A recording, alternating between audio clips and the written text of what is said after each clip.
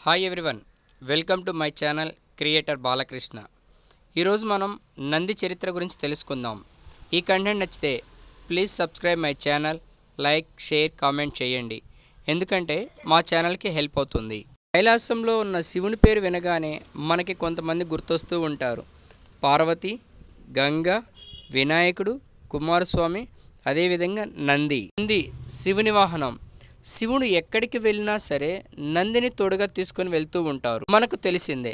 కానీ నంది శివుని వాహనంలాగా ఎలా మారారు అనే విషయాన్ని మనం తెలుసుకుందాం. పూర్వం శిలాదుడనే మునీశ్వరుడు ఉండేవారు. అతనికి పిల్లలు లేరని తన భార్య ఎప్పుడు చింతిస్తూ ఉంటారు. శివుని గురించి తపస్సు చేయాలని నిర్ణయం తీసుకున్నారు. ముని పిల్లల మీద ఉన్న ప్రేమతో శివుని కోసమై ఘోర తపస్సు చేస్తూ ఉన్నారు. శిలాద ముని భక్తికి మెచ్చిన శివుడు ప్రత్యక్షమై, నీకు ఏం వరం కావాలి కోరుకో అని శివుడు అడిగాడు.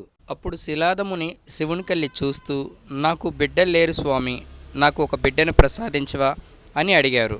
అప్పుడు శివుడు శిలాదుడితో ఇట్లా అన్నారు, నీ కోరిక తప్పనిసరిగా త్వరలో నెరవేరబోతుంది అని చెప్పేసి అదృశ్యమైనారు. ఆనందంతో శిలాదముని ఇంటికి వెళ్ళి జరిగిన విషయం తన భార్యకి చెప్పారు. మరుసటి రోజు శిలాదుడు పొలం వెళ్ళి పొలం దున్నుతుండగా ఒక చిన్న బాలుని కేకలు వినిపించాయి. ఆ బాలుడు దగ్గరికి వెళ్ళి శిలాదుడు చూడగా ఆ బాలుడు సూర్యుని లాంటి కాంతివంతంగా మెరిసిపోతూ ఉన్నారు. ఆ బాలుని తీసుకొని పెంచి ప్రయోజకుడిని చేయని ఆకాశవాణి ద్వారా వినిపించింది శిలాదునికి.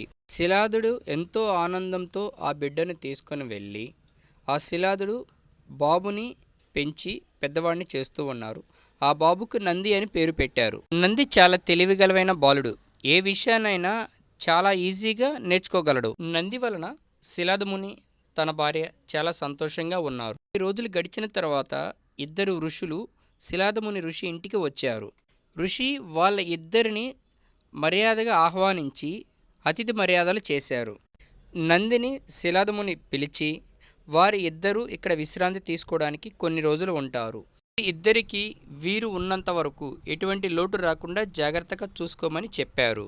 నంది తన తండ్రి చెప్పినట్లుగా ఆ ఇద్దరు ఋషులను చాలా బాగా చూసుకున్నాడు. కొన్ని రోజులు గడిచిన తర్వాత ఆ ఇద్దరు ఋషులు తమ ప్రయాణాన్ని మళ్ళా సాగించాలని చెప్పి శిలాదముని ఇంటి బయటికి వచ్చారు.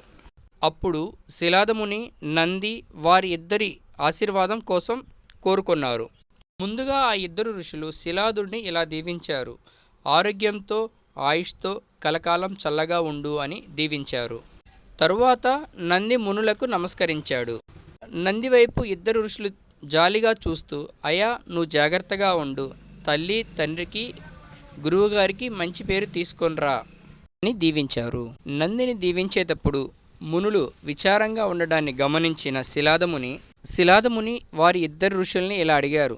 శిలాదుడు ఇద్దరు ఋషులని ఇలా అడిగారు, మీరు నా కుమారుణ్ణి దీవించే ముందు మీరు విచారంగా ఉన్నారు.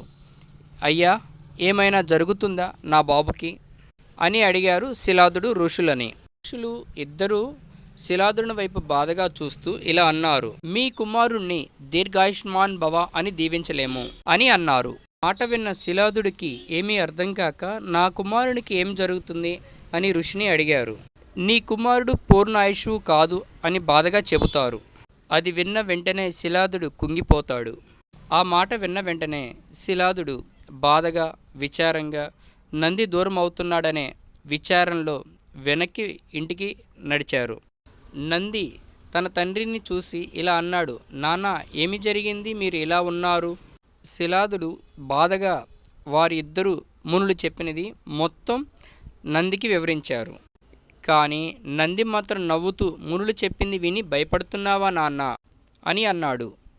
నాన్న నేను శివపుత్రుని, మీరు శివుణ్ణి వరమడితే నేను పుట్టాను, మీరు శివుణ్ణి చూశారు. శివుణ్ణి చూసిన వారు ఇలా బాధగా ఉండరు, మనం అడిగిందల్లా ఇస్తారు ఆ శివుడు. మనకేదన్నా జరిగితే ఆ శివుడు మనని చూస్తూ ఉంటారా, ఆయన మనని కాపాడతారు. ఇలా చెబుతూ ఉన్నారు తన తండ్రికి నంది. శిలాదుడు తన కొడుకు మాటలు వింటూ అంతే ఉండిపోయారు. తన తండ్రితో ఇలా అన్నారు, అమ్మా నాన్న నన్ను దీవించండి.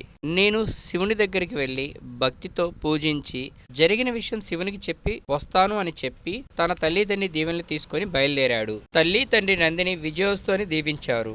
నంది నది దగ్గరికి వెళ్ళి స్నానం చేసి భక్తి శ్రద్ధలతో బోలా శంకరుని ప్రార్థిస్తూ తపస్సుని ప్రారంభించారు. ఓం నమ శివాయ, ఓం నమ శివాయ అని తపస్సుని ప్రారంభించారు. నంది చేస్తున్న తపస్సుకి శివుని మెచ్చి ప్రత్యక్షమై, నంది నీకెవ్వరం కావాలో కోరుకోనాయనా అని అడిగారు. నంది కళ్ళు తెరిచి చూడగా శివుని ప్రత్యక్షమై ఉన్నారు. నంది ఎప్పుడు చూడని అందమైన అద్భుతమైన రూపాన్ని ఇప్పుడే చూస్తున్నారు.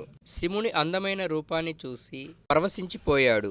నంది శివుణ్ణి చూడగానే ఇలా అనుకున్నారు, తనతో జీవితాంతం ఉంటే బాగుండు అని. శివుడు నందిని చూసి ఇలా అన్నారు, నంది నీ భక్తి నన్ను ఇంత దూరం తీసుకొని వచ్చింది. నీకేం వరం కావాలో కోరుకో నాయనా అని అడిగారు శివుడు. నంది తనకు తెలియకుండానే, స్వామి నాకు ఎప్పటికీ మీతోనే ఉండిపోవాలని ఉంది అని అన్నారు.